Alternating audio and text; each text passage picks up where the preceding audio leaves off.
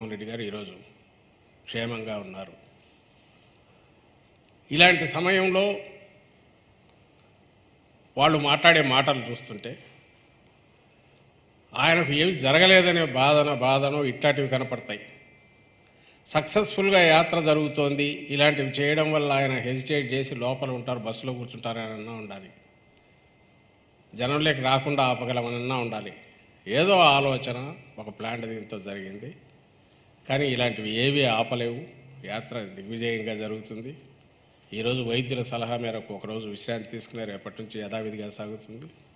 తరువాత కూడా ఎన్నికల ప్రచారం దిగ్విజయంగా జరుగుతుంది. అండ్ ఎన్నికలు కూడా బ్రహ్మాండమైన ఫలితాలు వస్తాయి వైఎస్ఆర్ కాంగ్రెస్ పార్టీకి. వైఎస్ఆర్ కాంగ్రెస్ పార్టీకి నాటకాలే సింపతి తెచ్చుకోవాల్సిన అవసరం లేదు జగన్మోహన్ రెడ్డి గారికి. అది చంద్రబాబు నాయుడుకో తెలుగుదేశంకో ఆయన మీరు అందరి మళ్ళీ పాత రోజులు గుర్తు చేస్తా.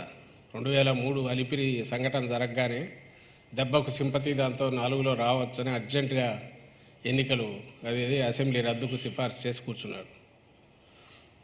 3 నెలలు ఒక చేతి కట్టుకొని రోజు బస్సుల్లో జనాన్ని తెచ్చి వాళ్ళందరి దగ్గర చాలా నిస్సహాయుడిలాగా ఇదిగా ఉన్నట్టు నిలబడి అప్పుడు చేశాడు. ఇవన్నీ చేశాడు చంద్రబాబు నాయుడు. కానీ ఆ ఫలితం ఏమి రాలా. ఎందుకంటే ఆయన క్యారెక్టర్ అందరికీ తెలుసు. ఇంకోటి నేను సీరియస్గా చెప్తున్నాను, Chandrababu Naidu school of thought, ఆయన సిద్ధాంతంలోని, ఆయన రాజకీయ సిద్ధాంతం దాంట్లోనే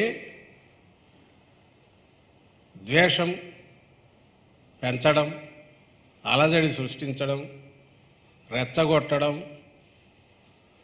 ఆ ప్రాసెస్లోనే వాళ్ళతో ఏదో ఒకటి చేయించి దాంట్లో నుంచి తన లాభం సంపాదించుకోవడం, అధికారంలోకి రావడం. కానీ ఎన్టీ రామారావును కొట్టాలంటే లక్ష్మీపార్వతి రాగానే మొదలుపెట్టి ఓటు చేస్తారు.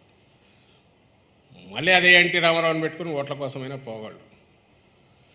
అలాగే తనకు సంబంధించినంతవరకు పార్టీ దగ్గుబాటి వెంకటేశ్వరరావును తొయ్యాలంటే దానికి ఇంకో రకమైన గ్రూపును కట్టినా చేయగలడు, సీన్లు క్రియేట్ చేయగలడు, రెచ్చగొట్టగలడు. ఏదైనా సరే ఒక విలన్ క్రియేట్ చేస్తాడు. అధికారంలో ఉన్నా కూడా ఎవరినో క్రియేట్ చేసి దానికి అటాక్ చేస్తుంటాడు. ప్రతిపక్షాల మీద చేస్తాడు. ప్రతిపక్షంలో ఉంటే విజృంభించి మరి ఇప్పుడు చేస్తున్నట్టు ఎందుకు తిడుతున్నాడో తెలియకుండా తిడుతుంటాడు.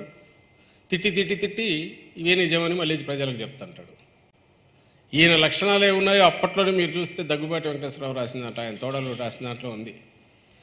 టీడీపీ తొలి రోజుల్లోనే అందరూ ఏదో సమ్మె చేయించాలనుకుంటే అప్పట్లో సమ్మె జరిగితే కనీసం 4 బస్సుల అద్దాలన్నా పగలాలా, 2 బస్సులన్నా తగలబడాలా, లేకపోతే ల్యాండ్ ఆర్డర్ ప్రాబ్లం రాకపోతే